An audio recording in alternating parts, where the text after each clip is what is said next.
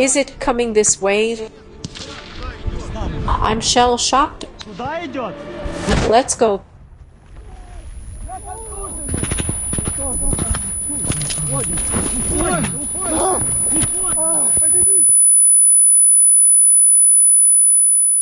The task was to conduct counter-offensive actions in the area of Bakhmut.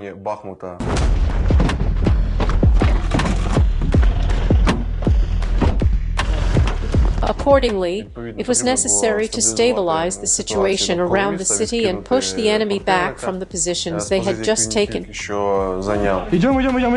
Go, go, go.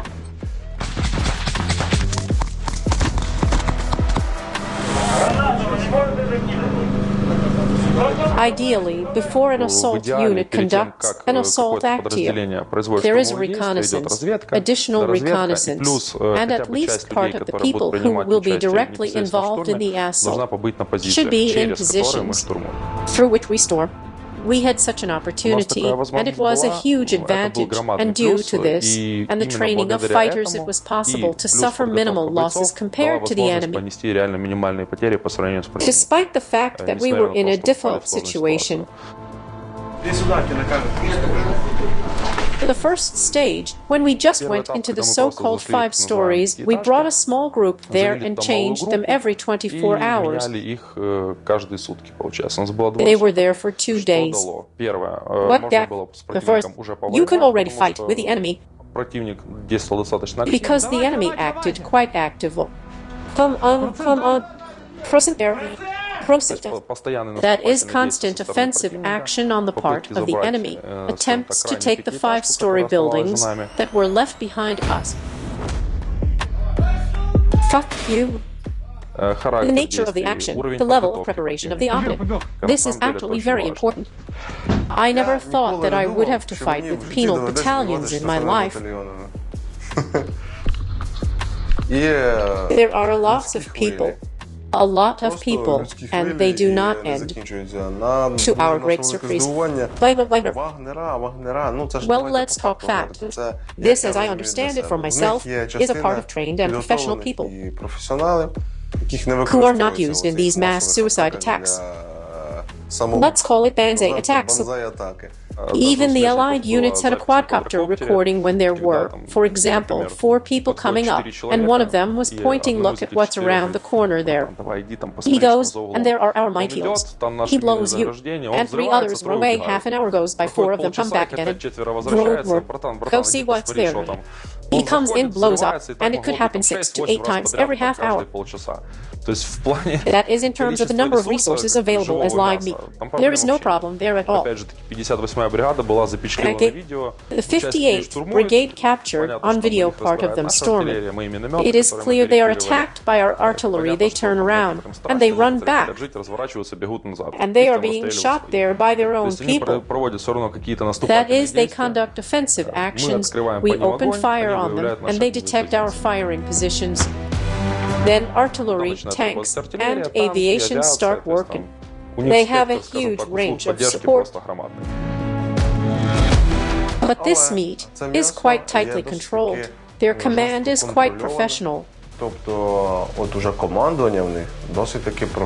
we entrenched in the 5-story building, held it for another 4 to 5 days, held positions, detected firing points, fired with our mortars and artillery, repulsed a couple of assaults by enemy infantry and enemy stormtroopers. Morale was at its highest, like a counter-strike.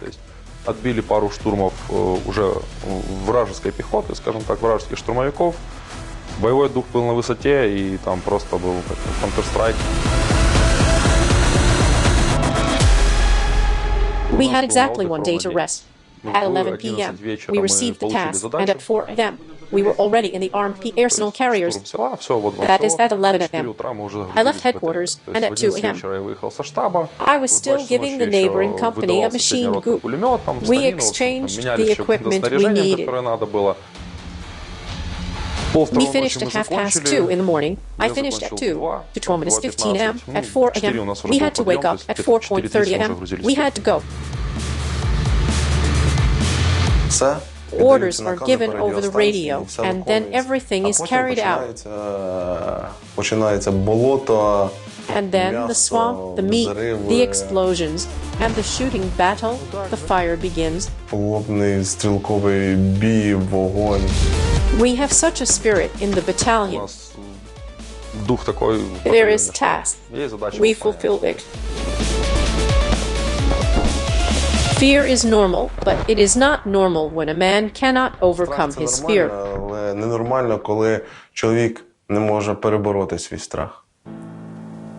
That's not normal. If you've practiced martial arts, you have jitters before sparring, or you think after sparring. But during the sparring, everything disappears. It's like meditation. You are focused on this right now, and everything else just does not matter. You just do the work, the task, and that's it. What is heroism on the battlefield anyway? Heroism on the battlefield happens when something goes wrong. When everything is okay. Everything is going according to plan, everything is moving. There is no room for heroism. It's just getting the job done. And heroism is when something goes wrong and goes beyond the limits. Things that happen there. I give orders directly and do not participate in this. I would have been ashamed of myself later if I had not been in the same positions 80 meters away from the enemy. I would have been ashamed in this case. That's it. Come on, let's go. I fucking told you, even if there were nothing, I'd still tell you to fix bayonets. So shut up and wait for the assault. When are we going?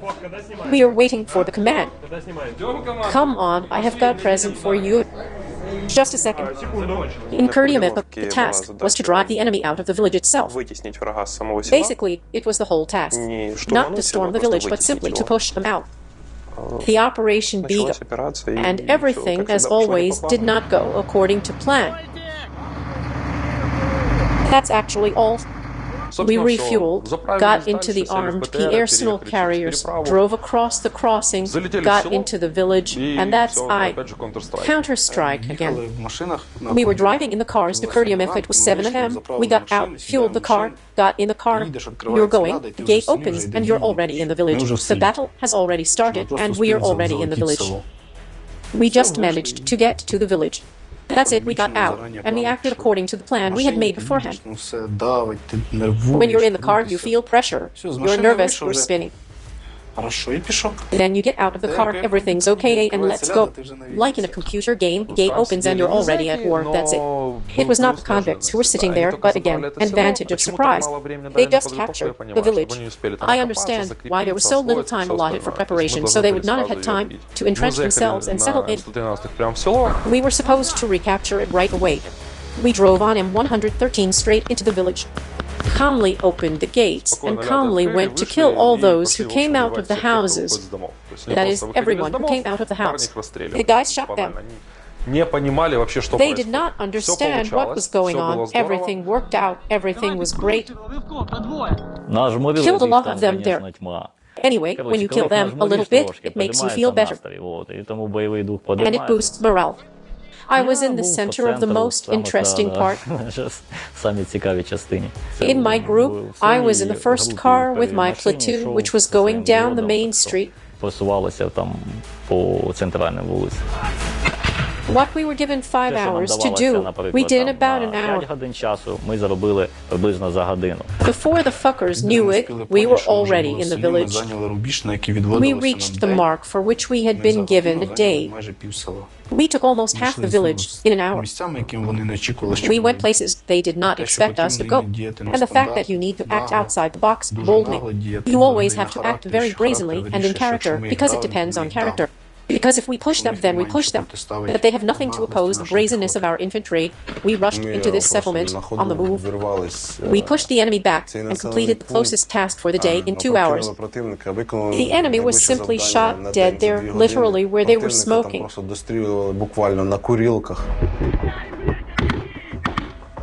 The contacts were literally 10 meters away. The closest contact we had was 10. When our guy called out, "Come here," he ran up to him. He said, "Are you Russian?" The guy said, "Yes," and the bang, and his head blew up. And the other guys are about 70 meters away. He looks, and they're running. We were like, "Guys, come here, come here." And they ran to us, and when they came, the guys fired at them. Same as the groups that tried to get to you at a certain distance where allied units were supposed to be. We tried to just call. They came out, and we said, "Guys, come here." And they came to us, and we killed them.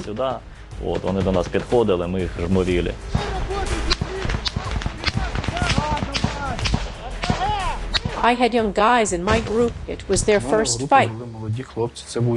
They showed themselves very well. They followed commands. None of them doubted what we were doing or what should be done.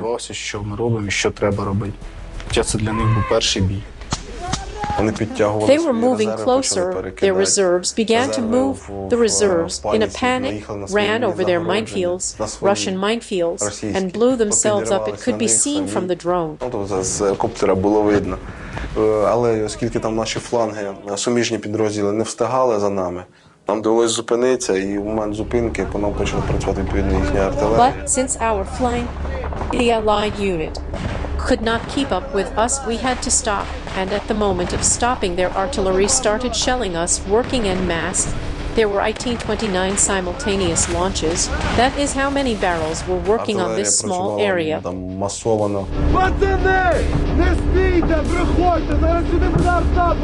Там було від 18-29 засічок одночасно виходів, тобто скільки орудій працювало на оцю невелику площу.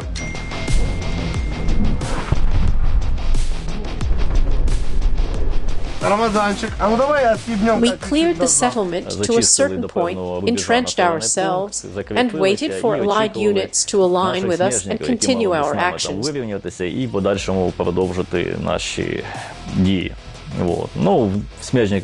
Well, something went wrong with them, and accordingly, the entire assault went wrong. So we had to act on the situation. Meanwhile, the guys were advancing. I was advancing with them, and then I realized that we were starting to get surrounded.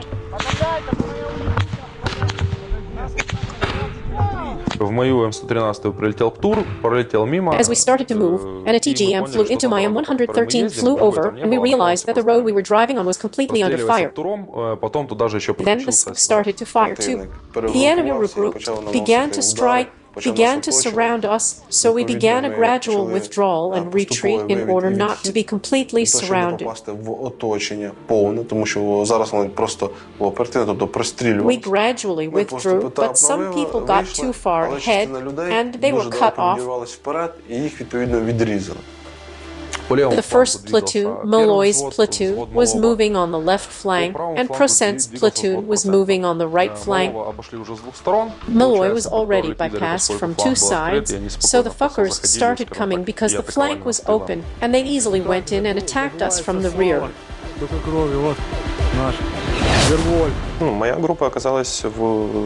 My unit found itself in a stalemate situation when the enemy starts coming at you from all sides. You can't go back. The enemy is pushing you, you can't go sideways. The enemy is pushing you, and there is also a support group in front. The radio said that 40 people of support were coming from the quarry side.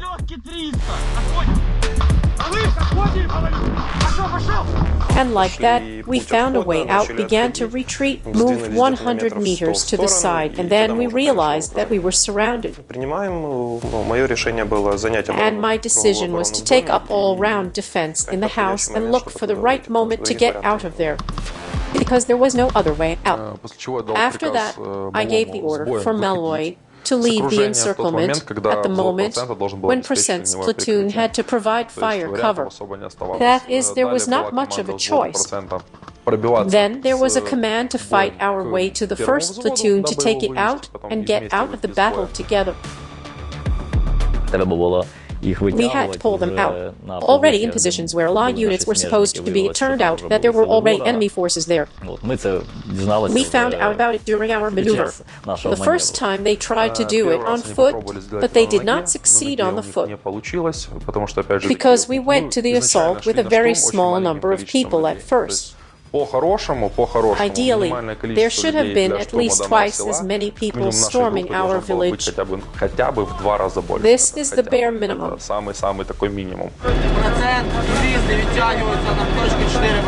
Next, we decided to use the M113 as a fire cover and as a quick way to get to Malloy's group. We took a car and a couple of volunteers and decided to make a bold maneuver to get in there and pull them out.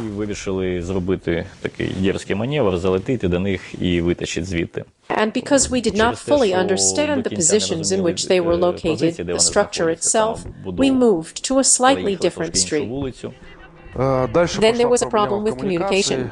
The first platoon reported its position being located at one point. The command and the Procent's second platoon were relying on this. In fact, they were at a completely different point. We had already started a firing contact.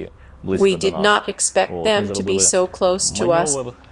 We made a maneuver, drove one street back, and our PEG team ran out, and the infantry came close, from 30 meters away, and our side was open. The guys fell killed the PEG crew. Those orcs ran to hide behind corrugated board fence. The guys killed them as well.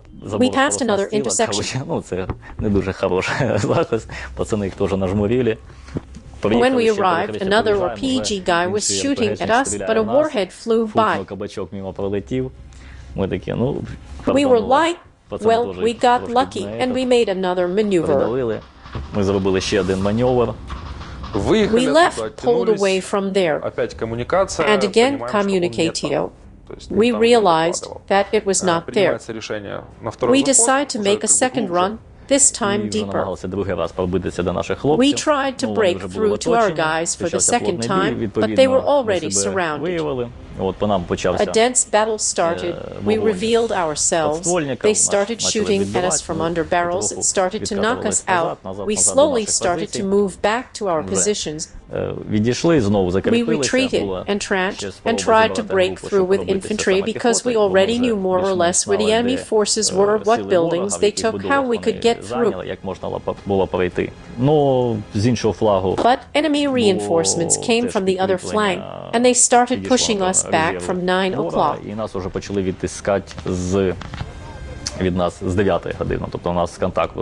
had contact at 12 o'clock, and they also came from the right flank for 1 o'clock. They started pushing us back and cut us off from our guys. It was unrealistic for us to get through to them. There was dense fire. We were shooting back. Their machine gun crew came in, did not see us, and started shooting at where they probably thought we were. Also ran and fired from the underbarrels, threw grenades, and pulled back. Then the density of the fire started increasing. It was not the convicts who were sitting there, but again, an advantage of surprise.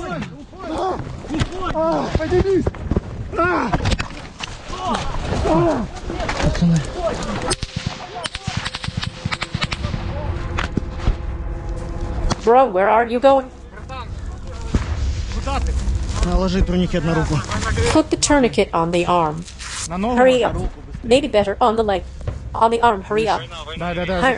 Yes, yes, put it in, put it in. Then I decided to give the order to pull back and not break through to the group of the first platoon. It is my responsibility, my decision, and it is debatable. I am still debating whether I made the right decision. I decided to pull back the second platoon to align the line of defense with the second company so it would be intact and then make any decisions to be able, at least, to defend ourselves.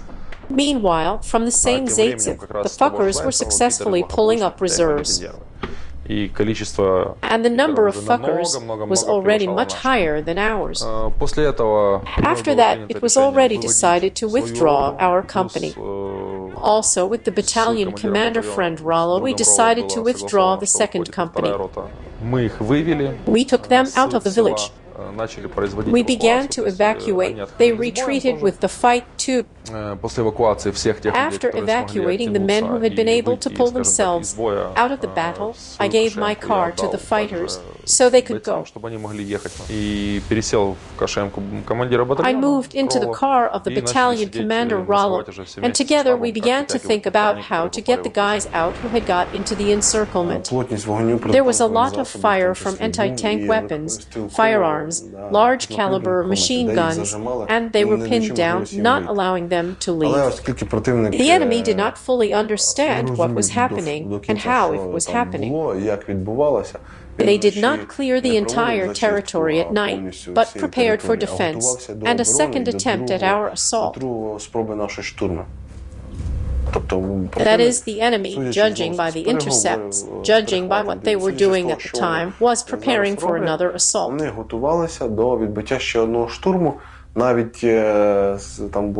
were even commands to forget about the wounded. The main thing now is to mine, move to defense, and set up a fire system. For them, this was the main thing at the moment. We took up defensive positions at 10 a.m. and sat there until 5 p.m. There was no other option. I told the commander that I would take the group out at night, and that was it. We could not go out during the day. They were in contact. There was communication with them. The situation was difficult. They were huddled in one house. The fuckers surrounded them. Grenades were thrown. There were shootings, but there was simply no one and nothing with which to really break through to them. There were no tanks. There was nothing. We took up defenses in a private house, and they started to smoke us out. They started setting the house on fire, and I realized we had to get out of there because we were too visible during the daytime. We were very visible, and there were only a few ways to, either out the window or through the door. We could not get out through the door, and at night it was easier to slip in through the window. Then, when it got dark, our house was successfully torched because we had been inside for a long time, and they could not get to us. Grenades flew into the windows, and they fired at the house with RPGs. They realized we were seated closely there. Then they decided to burn the house down. Then we made a decision. We drove around with Rollo and Shapa and the others for another hour and a half figuring out how to pull them out. I left another vehicle, my M113, so if something happened, there was a chance to evacuate the guys. There had already been carpet bombing, everything was used, and we drove so we would not stand still and they could not aim at us. There was no working solution. My second hard decision was, I had 15 stormtroopers left in the line at the temple. Either I would take them again to storm the village again with the reserves and lose them, or I would think of an alternative plan.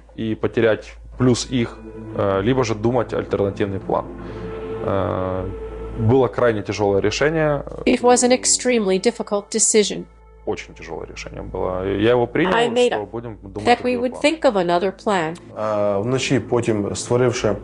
At night, we decided that they would stay until night, then it would get dark, so we would create an artillery fire corridor for them. Відповідно, ми створюємо їм вогневий коридор за допомогою артилерії. То там артилерія починає засипати, створюючи їм певний коридор, вихід. The artillery starts shelling, creating an exit corridor, and they start to leave under all this cover. Вони поділились на групи. They were divided into groups of 2 to 3 fighters, and with fighting. There were patrols, the area was not completely cleared, and in this fire corridor, they started to leave. В цьому вогневому коридорі вони почали виходити. By the time the plan was ready, it was already dark, and the guys turned off the radios because we were sure that some of the radios had been lost. There was already one dead, one wounded. Radios could get lost, and we were sure that the fuckers were listening to us. It was a possibility, so the guys decided to turn off the radios, and communication with them was lost. And when I came to get in touch with them, how to get out and what to do, there was no connection. When it got dark, our tank fired at the house across the street where the enemy was concentrated. It caught fire, ammo started detonating, and the enemy fled to the houses across the street. We had about an hour to rest. We still could not pull out, but the intensity of the fire was less. Thank God I had a thermographic camera with me. I went around the house. There were 3 rooms in the house. Went into the farthest room. I looked through the thermographic camera. No enemy. I thought cool. After 15 minutes, I looked again, removed the glass from the windowsill, and I was the first to jump out the window to see if the enemy was there. I climbed out the window, looked and listened for about 10 minutes, thought about it, checked the thermographic camera again. Well, I had to seize the moment, and I went closer to the window. I began to pull my group out, together with the wounded and everyone else. On the plus side, we caused the tanks to fire first. It was the most appropriate place to shoot. And the tanks fired around the house they were in and hit the house with the fuckers, which caught fire. And the fuckers ran away from there. And then there was an opportunity to get out through that house. Further through the vegetable gardens, we start leaving. It is a small village. There are large central roads and crossroads there, and if possible, we always moved through the gardens, but we had to cross the road as well.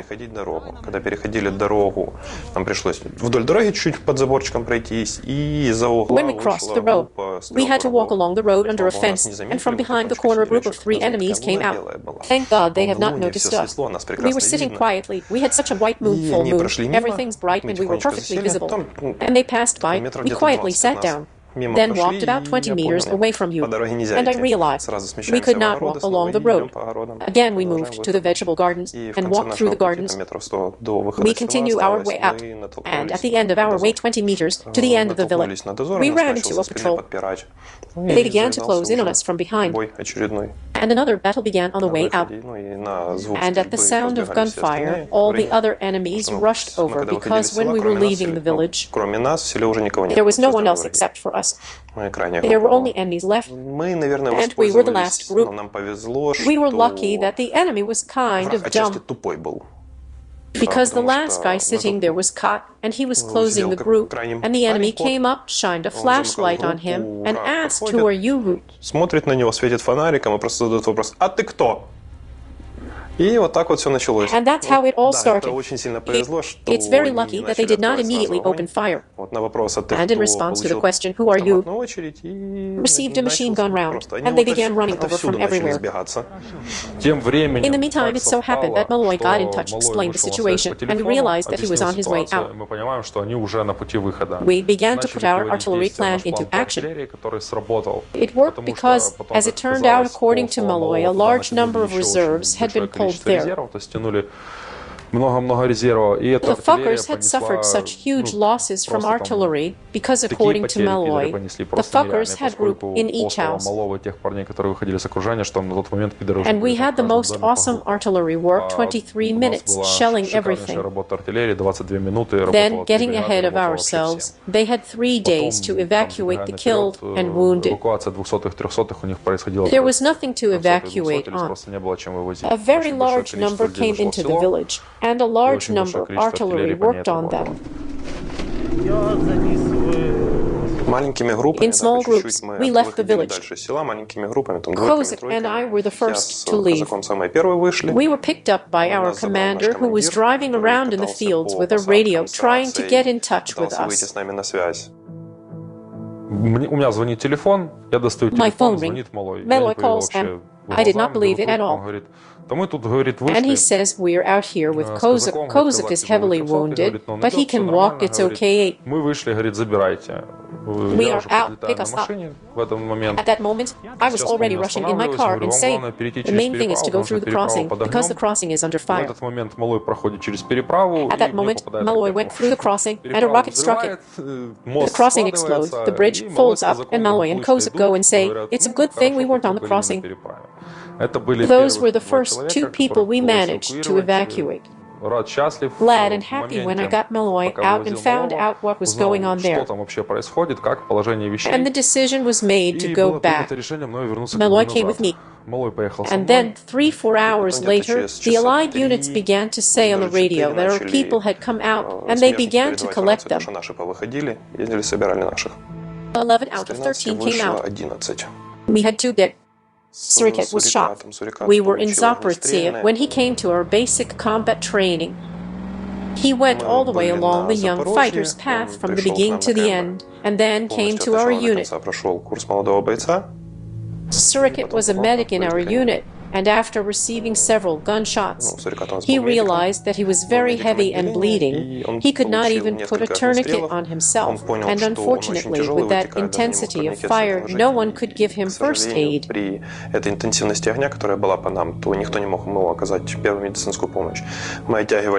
retreated farther, we were leaving the village, dragged Suriket for a little, and he said, I am very heavily wound. Leave me. He asked for a grenade, and the guys were moving away from Suriket 20 to 30 meters away. His shouts could be heard, we are on your side, don't shoot, and the grenade exploded. He blew himself up. He helped the guys get out. They said that he said, I surrender, and blew himself up with a grenade. Next, in parallel, Allied units got in touch with me and a few more people. They did not know the call sign.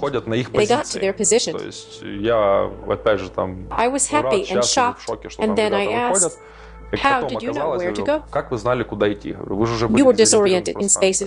Well, we looked where our artillery was working from and decided to go to our artillery. And so that's how. Well done. They went to the positions of the Allied units. We managed to take some of the people to me. Bobber and Porto came to the Allied units at night, and they said to them, we don't have enough infantry.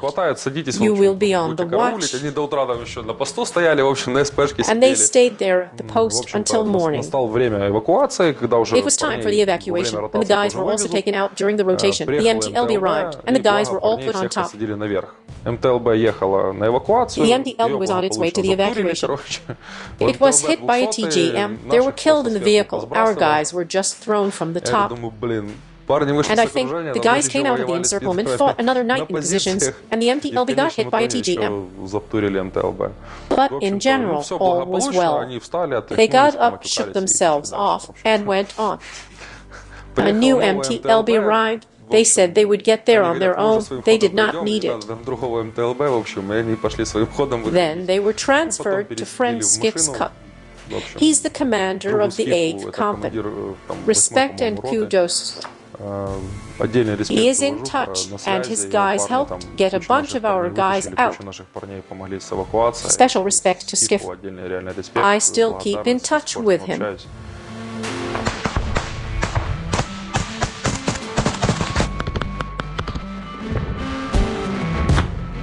The guys are tigers. A short contact with the enemy. No fear, no pit. Pure fulfillment of the task. Ні страху, ні жалості. Чисте виконання завдання, ближній бій, close combat, breaking into enemy positions, flying into positions already in enemy territory, and the fulfillment of all assigned tasks despite the complexity and all the requirements. І вимога.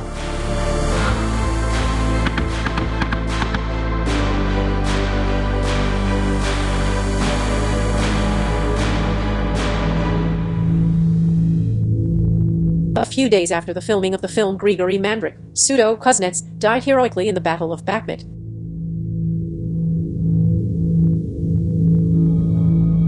These shots were taken before his last weekend on a combat mission.